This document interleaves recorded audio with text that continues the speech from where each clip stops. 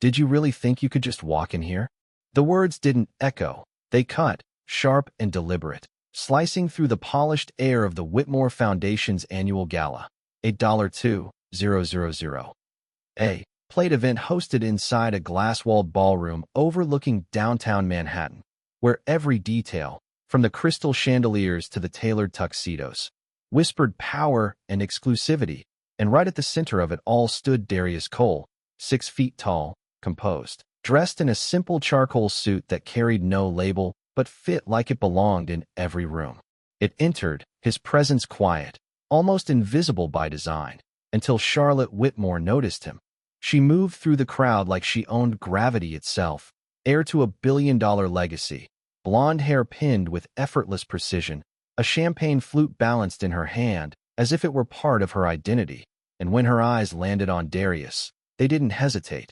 They judged, measured, dismissed, all in a single glance. The kind of glance he had seen before, not once, not twice, but enough times to recognize the pattern before it even spoke. And then she stepped closer, close enough that the conversations around them softened into a distant hum, close enough that the people nearby leaned in without realizing they were about to witness something they wouldn't forget.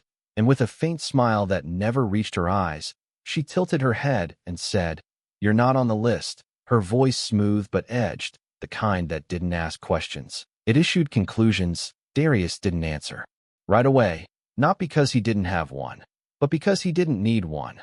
Not yet. His silence wasn't hesitation. It was control, the kind that unsettled people who expected reactions, and Charlotte noticed it. That stillness, that refusal to play the role she had already written for him, and it irritated her just enough to push further. "Security must be slipping tonight," she added, louder this time. Just enough for a few nearby guests to turn their heads, their curiosity flickering like candlelight. And then it happened. Not loud, not dramatic, but deliberate. She made a small gesture of dismissal, something casual, something practiced, something meant to reduce a person to nothing more than an inconvenience. And in that moment, the room shifted, not in sound, but in feeling, like a pressure change before a storm. Darius didn't move, didn't wipe it away immediately, didn't give her the reaction she was waiting for, because he had learned a long time ago that moments like this weren't about the act itself. They were about what people revealed when they thought no one important was watching. And around them, the crowd began to choose sides without saying a word, some stepping closer, some stepping back, a few raising phones just slightly, unsure if this was spectacle or scandal. And still, Darius stood there, grounded, unmoved, as if the marble floor beneath him answered to him alone, his eyes finally meeting hers, calm, steady, unreadable. And for the first time, just for a fraction of a second, Charlotte hesitated, not because she recognized him, but because she didn't understand him. And that was the first crack. The silence did not break. It stretched, thin and fragile, like glass about to crack under pressure. And Charlotte felt it before she understood it. The way conversations nearby slowed just enough to listen without appearing to listen. The way a man in a navy suit paused mid-sentence. The way a server carrying a tray of champagne hesitated for half a second too long. Because something about Darius Cole did not fit the outcome she expected. He was supposed to shrink, to apologize, to leave. That was how this always worked. But instead he simply reached into his inner pocket. Not rushed, not defensive, just deliberate. And pulled out a small linen handkerchief, crisp white, folded with care, and with a calm precision he wiped his face once, not aggressively, not with anger, but with the kind of quiet dignity that made the act itself feel heavier than the insult. And when he looked back at her, there was no heat in his expression, only clarity, the kind that unsettled people who relied on emotional reactions to stay in control. Charlotte's smile tightened, subtle but real, as if the script had slipped from her hands and she was trying to improvise without showing it. "You should leave before this becomes embarrassing," she said, her voice slightly sharper now, the edge no longer hidden behind charm. And that was when two members of private security approached, their black suits blending into the luxury of the room, their posture firm but cautious, because even they could sense something unusual in the air. One of them, a tall man with a discreet earpiece, stepped forward and said, "Sir, we are going to need you to come with us." Polite, rehearsed, procedural, Darius did not move immediately. Instead, he glanced past them, not at the exits, not at the crowd, but at the architecture itself, the high ceilings, the suspended lighting grid, the arrangement of the tables, as if he were taking inventory of a place he already knew too well. And then he spoke, his voice low, steady, controlled. "Is this how you handle your guests here?" He asked, not to Charlotte alone but to the room itself, and for a brief moment no one answered, because the question did not feel like a challenge. It felt like a mirror, and mirrors made people uncomfortable. Charlotte let out a soft laugh. Dismissive, practiced, "Guests are invited," she replied, emphasizing the word as if it carried authority. "And you clearly are not." A few heads nodded subtly around her, alignment forming, predictable and quiet, but not everyone agreed. Near the edge of the room, a young event coordinator named Emily Carter, 26, headset resting against her collarbone, frowned as she checked her tablet again, her fingers scrolling faster this time. Because something about the name that had flashed earlier when she processed last-minute confirmations would not let her settle. She glanced up, then back down, then up again, hesitation written across her face, but fear holding her in place. Because speaking up in a room like this had consequences, and everyone knew it. Meanwhile, the security guard shifted slightly closer. Not touching, but preparing to guide, to escort, to remove, the standard escalation. And still Darius did not resist, did not raise his voice, did not argue. Instead, he reached for his phone, a simple black device with no visible case branding, and pressed one button, placing it calmly against his ear. "This is Cole," he said, his tone unchanged. "I need you to initiate a full audit on the Whitmore Foundation event. Effective immediately." There was no pause on the other end, only a quiet acknowledgement, efficient, prepared, as if this possibility had always existed. And when he lowered the phone, the room did not understand what had just been set in motion, but it felt it, like a shift in temperature, subtle but undeniable. Charlotte crossed her arms, confidence returning in appearance if not in truth. "You can make all the calls you want," she said, louder now, reclaiming her audience. "It will not change the fact that you do not belong here." And that was when Darius finally took a single step forward, not toward the exit, not toward the guards, but toward her, closing the distance just enough to make the moment impossible to ignore, his voice still calm, still controlled, but now carrying something deeper, something final. "That," he said quietly, "is where you are mistaken." And somewhere behind them, Emily's tablet screen froze, then refreshed, and her eyes widened as the name she had been searching for appeared again, this time with a designation she could not ignore, and for the first time, the room was no longer certain who it was about to remove. Emily's breath caught in her throat as the tablet in her hands refreshed again, the screen no longer flickering, but locking into place with a clarity that sent a quiet shock through her chest. The name was no longer just a name. It carried a designation now, bold, unmistakable, and completely out of sync with what she was witnessing in front of her. She looked up at Darius, then back down, then up again, as if hoping the system would correct itself, but it did not. It only confirmed what she was starting to realize, and across the room the subtle hum of conversation began to shift, not louder, but sharper, more focused, like a crowd sensing something just beneath the surface. Charlotte noticed it too, the change in attention, the slight hesitation in the people who had just moments ago aligned themselves with her certainty, and she responded the only way she knew how, by doubling down. "Why is this still happening?" she snapped, her voice cutting through the air again. "Remove him." The instruction was no longer polite. It was direct, edged with impatience, the kind that expected immediate compliance. The security guard nodded once, stepping closer, his posture tightening as he prepared to guide Darius out. But even now, something held him back, not physically, but instinctively, because Darius did not carry himself like someone out of place. He carried himself like someone waiting for the room to catch up, and that difference mattered, even if no one could explain why. "Sir," the guard repeated, softer this time, "we need to escort you out." But Darius did not respond to the guard. Instead, his attention shifted briefly toward Emily, just a glance, but enough, because in that glance was recognition, not of her position, but of what she now knew. And Emily froze for a second before stepping forward, hesitant, unsure, but unable to stay silent any longer. "Charlotte," she said, her voice not loud, but clear enough to be heard, and that alone caused a ripple, because interrupting Charlotte Whitmore in her own event was not something people did lightly. Charlotte turned, irritation flashing across her face. "What?" she asked, sharp, dismissive. Emily swallowed, her grip tightening on the tablet as she stepped closer. "I think there has been a mistake," she said, carefully choosing each word, not to accuse, but to introduce doubt. And that word hung there. Mistake. It did not accuse, it questioned, and questions were dangerous in rooms built on certainty. Charlotte let out a short laugh, cold and controlled.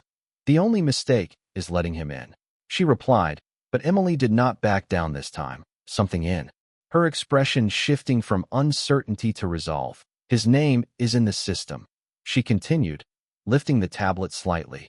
"And not just as a guest." The words landed differently, slower, heavier, and the people closest leaned in without meaning to, because now there was something to hear, something that might change the direction of everything. The guard paused, just for a second, his eyes flicking toward the tablet, then back to Darius, recalculating without admitting it. Charlotte's smile tightened again. "Anyone can get a name into a system," she said quickly, but there was a fraction of a second where her voice lost its smooth edge, and that was enough. Because doubt once introduced does not leave quietly. Darius remained exactly where he was, unmoved, his presence no longer something the room could ignore, but something it had to reconcile. And then, almost imperceptibly, a phone buzzed in the pocket of one of the senior event managers near the back. He glanced down, frowned, then looked up again, his posture shifting, not dramatically, but enough to signal that something had just changed. And across the room, others began to check their own devices, subtle at first, then more noticeable, like a chain reaction moving through the crowd, messages being received, alerts being opened, information traveling faster than conversation. And in the center of it all, Charlotte stood with her arms crossed, holding her ground. But now the room was no longer standing entirely with her, and she could feel it, even if she refused to acknowledge it. "This ends now," she said, louder, firmer, reclaiming authority by force of volume. But Darius finally spoke again, not louder, not sharper, just clearer. "It already started," he said, and somewhere behind him, the first whisper broke free, not loud, but unmistakable. "Wait, who is he?" And just like that, the certainty that had filled the room only minutes ago began to fracture. The whisper did not stay a whisper for long.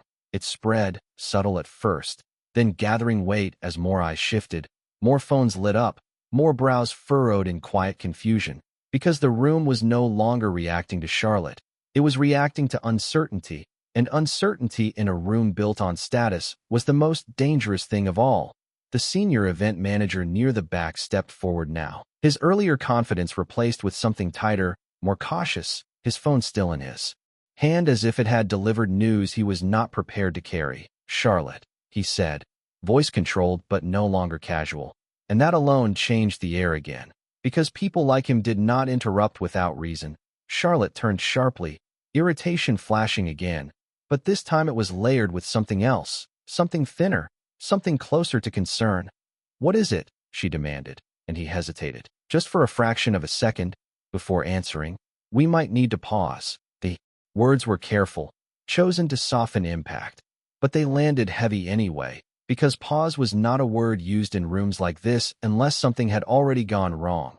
Charlotte let out a short breath, dismissive, but her eyes flicked toward his phone despite herself. "There is nothing to pause," she said, louder, reclaiming the room again. "This is a simple removal." But the manager did not step back, and that was the first visible break in her control. "It is not that simple," he replied. Lower now, stepping closer so fewer people could hear, but not low enough to hide the tension in his voice, and nearby guests leaned in again, because tension had replaced certainty, and tension always drew attention. Emily stood frozen, just a few feet away, tablet still in her hands, her earlier hesitation gone, replaced by a quiet resolve as she watched the pieces shift in real time. Darius remained still, unchanged, his presence now anchoring the moment rather than being pushed by it. And that difference was becoming impossible to ignore. The security guard stepped back half a step, not ordered, not announced, just instinct. As if even he understood that something larger than protocol had entered the room, Charlotte's smile returned, but it was thinner now, stretched over something she could not fully control. If this is about some database error, she said, gesturing lightly toward Emily's tablet, it will be corrected after he is escorted out. But the manager shook his head, slowly, deliberately. It is not an error, he said, and this time he did not lower his voice, because at some point silence becomes impossible to maintain. His name is flagged at the highest level. A quiet ripple moved through the crowd, not loud, not chaotic, but undeniable, because words like highest level did not belong in conversations about someone being removed. They belonged in rooms where decisions were made. Charlotte blinked once, just once, but it was enough for those closest to see the crack widen. Flagged for what? She asked quickly, trying to regain ground through precision, but the manager did not answer immediately, his eyes shifting briefly toward Darius, then back to her, as if confirming something in real time. For executive oversight, he said finally, and the phrase did not explode. It settled, heavy and confusing and impossible to ignore, because executive oversight did not walk into rooms uninvited. It did not stand quietly while being dismissed. It did not get escorted out. It observed, it evaluated, it decided, and suddenly the entire narrative began to tilt. Charlotte laughed again, but this time the sound did not carry, it fell short. That is not possible, she said. But her voice no longer filled the room the same way. It reached people, but it did not move them, because now they were looking at Darius differently, not as a problem, but as a question, and questions demanded answers. Darius finally shifted his weight slightly, not stepping back, not stepping forward, just enough to signal that the moment had reached a point of no return, his voice calm, measured, cutting through the tension without raising itself. You built this entire scene on assumption, he said, not accusing, not angry, just stating something that now felt obvious. And now you are watching it collapse. The room did not respond. It absorbed, because the truth did not need volume when it was already visible.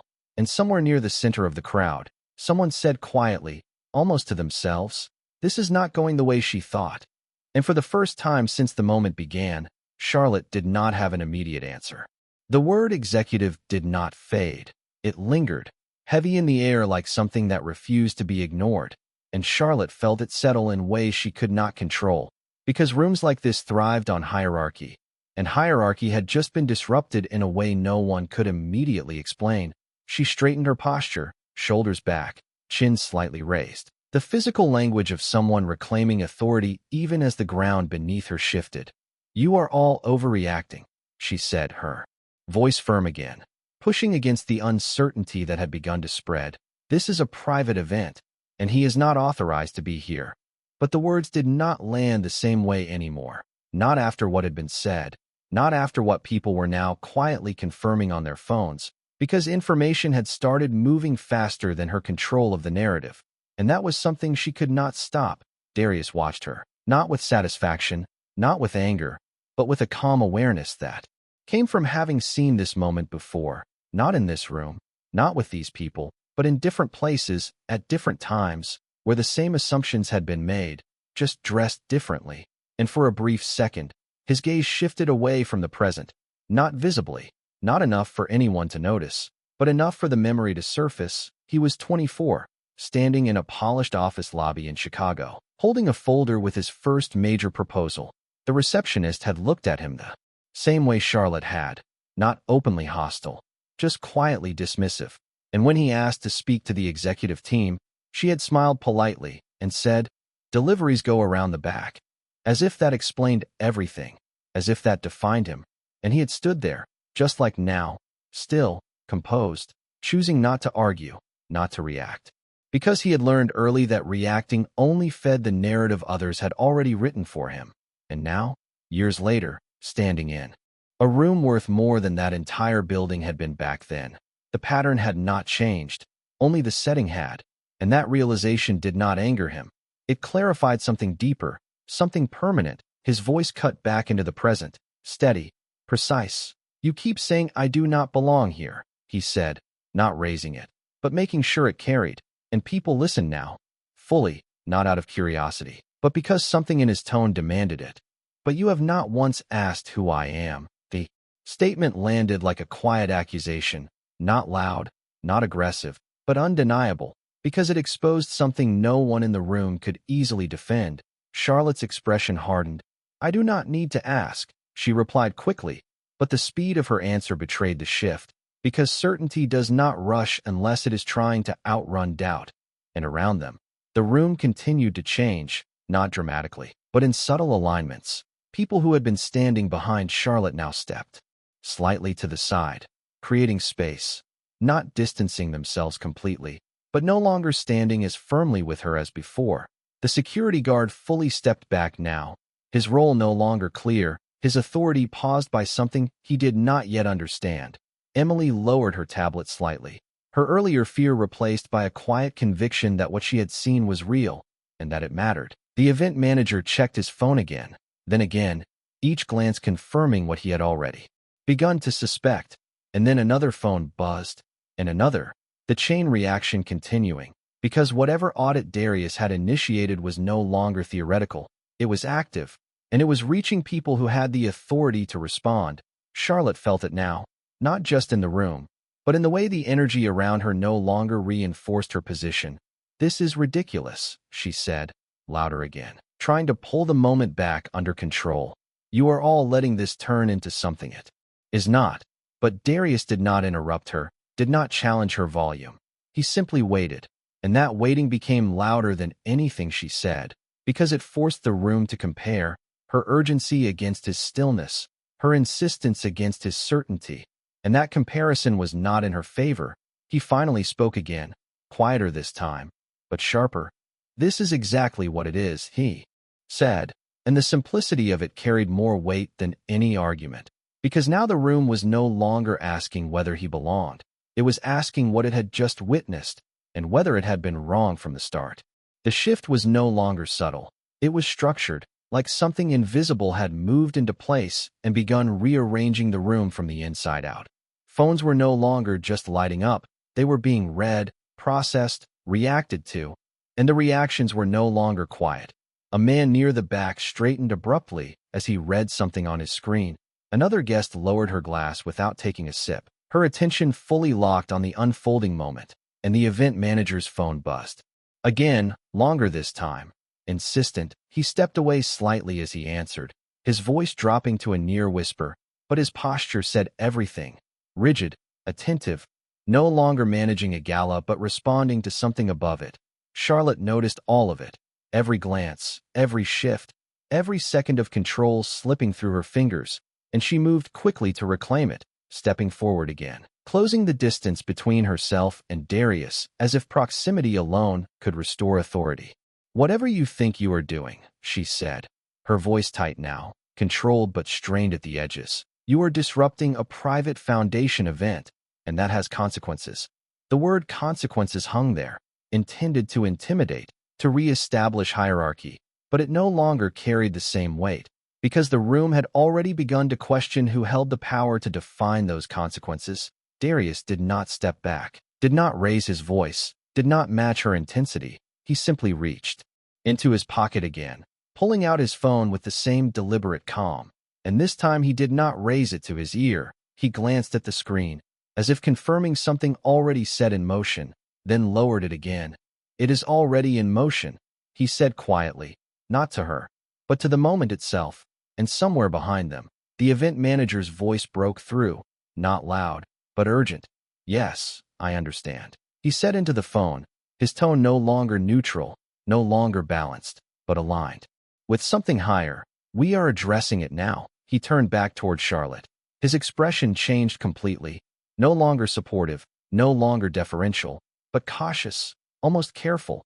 "Charlotte," he said again, and this time her name did not sound like control. It sounded like warning.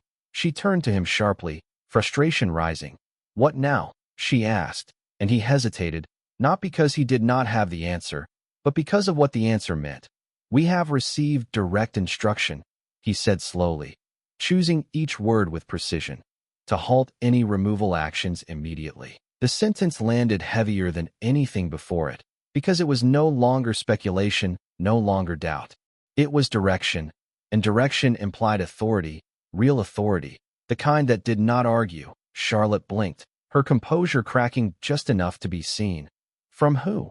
She demanded, her voice sharper now, but the manager did not answer right away, his eyes flicking once more to his phone, then back to her. From corporate oversight, he said, and the phrase did not explode. It settled, final, irreversible. And the effect was immediate. The guard stepped back fully now, no longer uncertain, but compliant, because orders like that did not get questioned. They got followed. The crowd shifted again, more noticeably this time. Distance forming around Charlotte rather than behind her. Not dramatic, not confrontational, but real, a quiet repositioning that spoke louder than any words. Emily exhaled slowly, her shoulders relaxing just slightly as the confirmation aligned with what she had already seen. And in the center of it all, Darius remained exactly as he had been, composed, still, grounded, as if the entire room was finally adjusting to his presence rather than the other way around. Charlotte looked around now. Really looked, not at Darius, but at the people, at the way they were no longer following her lead, at the way attention had shifted, at the way control had moved without her permission. "This is absurd," she said, but the words felt smaller now, less certain, because they were no longer shaping the moment, they were reacting to it, and Darius finally took one step forward, not aggressive, not confrontational, just enough to close the space between confusion and clarity, his voice calm, precise, undeniable. "You tried to remove me from a room you do not control," he said, and the sentence did not rise. It settled, heavy and complete. Now the room is correcting itself, and somewhere in the crowd, a voice whispered again, clearer this time, no longer uncertain, "He is not the one out of place." And just like that, the balance had shifted completely. The room did not erupt, it froze, because the moment had reached something deeper than conflict. It had reached truth, and truth had a way of silencing even the loudest spaces. Charlotte stood there, still in the center, but no longer at the center of power, her posture rigid, her expression carefully held together as if she could will the narrative back into place, but it was already gone, already rewritten in real time by forces she could not see. And for the first time since this began, she looked at Darius not with dismissal, not with irritation, but with something closer to calculation, as if trying to piece together a puzzle she had already misjudged. "You are playing a dangerous game," she said, her voice quieter now, but edged with something sharper, something defensive, because control once lost does not return easily. Darius did not respond immediately. He let the silence stretch again, not to intimidate, but to let the weight of everything settle fully into the room. And when he finally spoke, his voice carried differently now, not just calm, but definitive.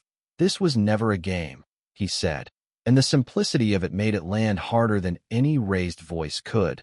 The event manager stepped forward again, his phone now held firmly in his hand, as if it were no longer just a device, but a line of instruction he could not ignore. "Charlotte," he said carefully, and there was no authority left in the way he said her name, only caution. "We have confirmation." The words tightened the air instantly, because confirmation meant the uncertainty was over, replaced by something solid, something undeniable. Charlotte turned toward him, slower this time, her movements measured, controlled, but no longer confident. "Confirmation of what?" she asked, and for a brief second, the entire room leaned into the answer, because everyone knew this was the point where everything would shift completely. The manager glanced once more at his screen, then spoke, clearly, deliberately. "He is listed as executive oversight on this entire event."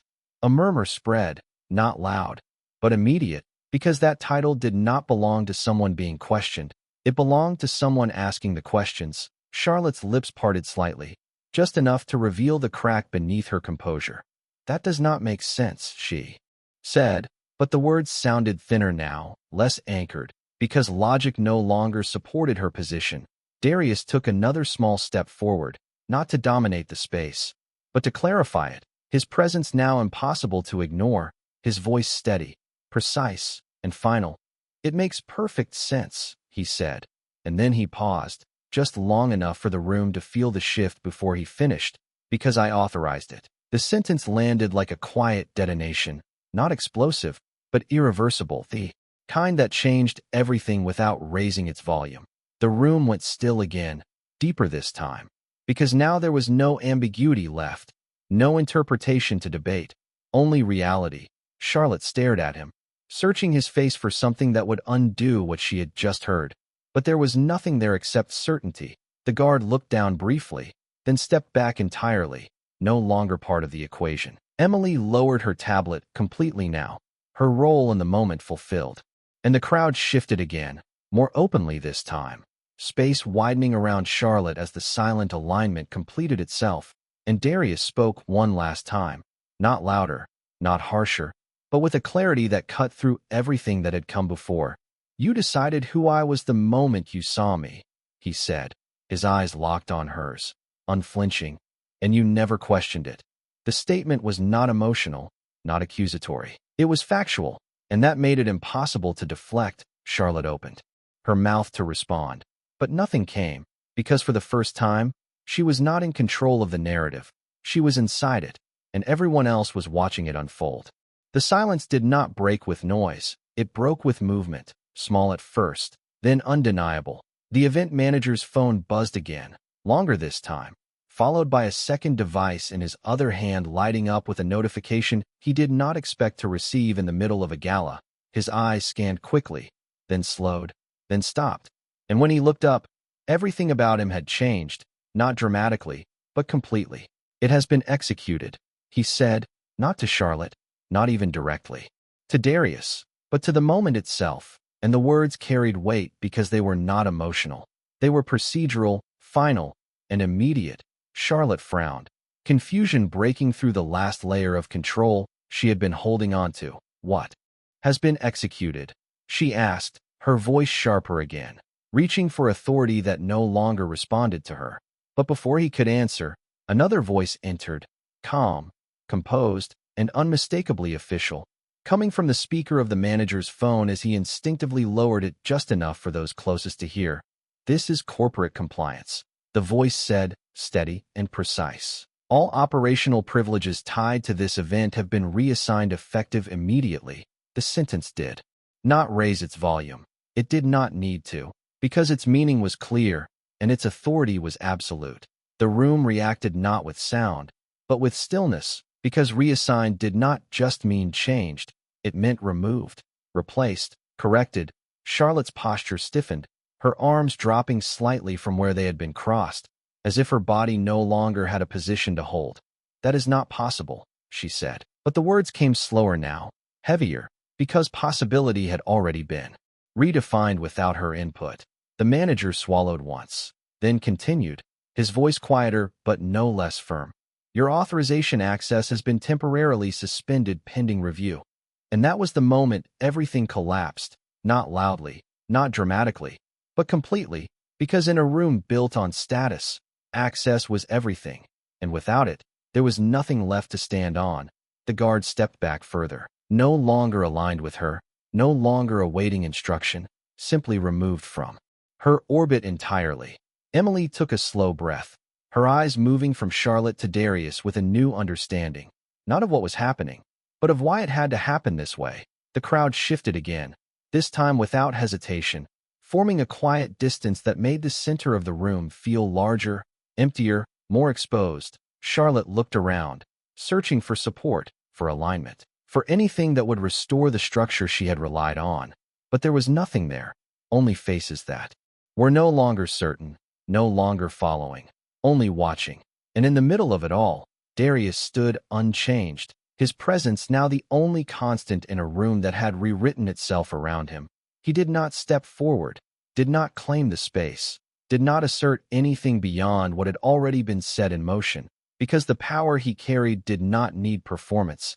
It operated through systems, through decisions, through quiet authority that moved faster than perception. Charlotte finally turned back to him, her voice lower now, no longer commanding, but searching. "You set this up," she said, and it was not an accusation. It was a realization. Darius met her gaze without hesitation, without triumph, without anger, only clarity. "No," he said calmly. "I allowed it to reveal itself." The distinction landed deeper than anything else, because it shifted responsibility from him to the moment itself, to the choices that had been made without understanding, without question. The manager's phone spoke again, confirming what had already been felt. All personnel involved in the incident are to remain in place pending further instruction. And just like that, the room was no longer an event. It was an evaluation, not of Darius, but of everyone who had chosen how to treat him before they knew who he was. And that realization settled into every corner of the space, quiet, heavy, and impossible to ignore. No one moved to fill the silence, because there was nothing left to say that had not already been exposed. The room stood still, not out of confusion anymore, but out of recognition, the kind that settles in slowly and refuses to leave. Charlotte remained where she was, no longer commanding attention, but holding it for entirely different reasons. Her posture no longer rigid with authority, but suspended in a moment she could not reverse. Her voice, when it finally came, was quieter than anyone in that room had heard before. "This was never about the event, was it?" she said, not looking at the crowd, not looking at the manager, only at Darius. And for the first time, the question was not meant to control the narrative. It was meant to understand it. Darius did not rush to answer. He let the weight of everything settle one final time, because moments like this were not about speed. They were about clarity, and clarity required space. He took a slow breath, his gaze steady, grounded, not above her, not below her, but directly level. And when he spoke, his voice carried across the room without effort, calm, measured, final.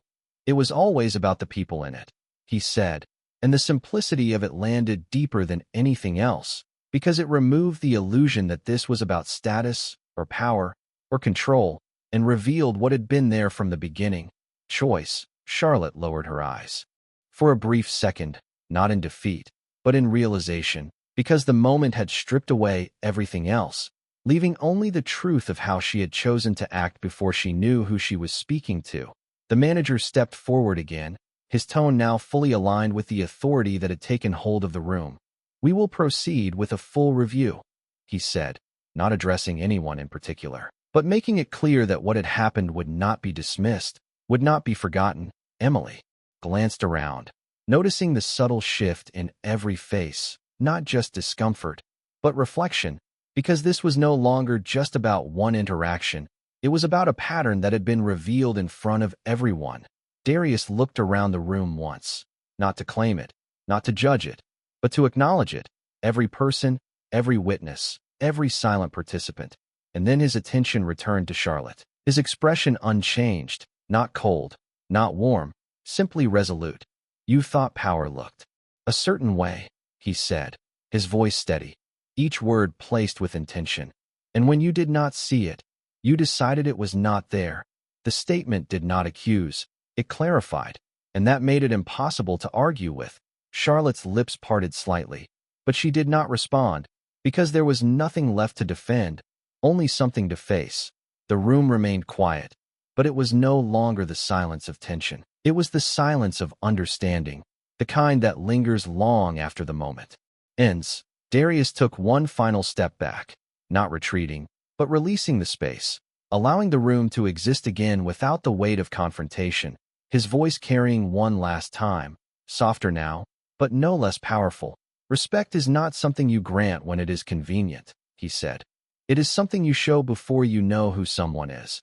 And with that, the moment closed, not with applause, not with noise, but with something far more lasting, a shift that would follow every person in that room long after they walked out. Because what they had witnessed was not just a reversal of power, it was a reflection of it, and reflections, once seen, cannot be unseen.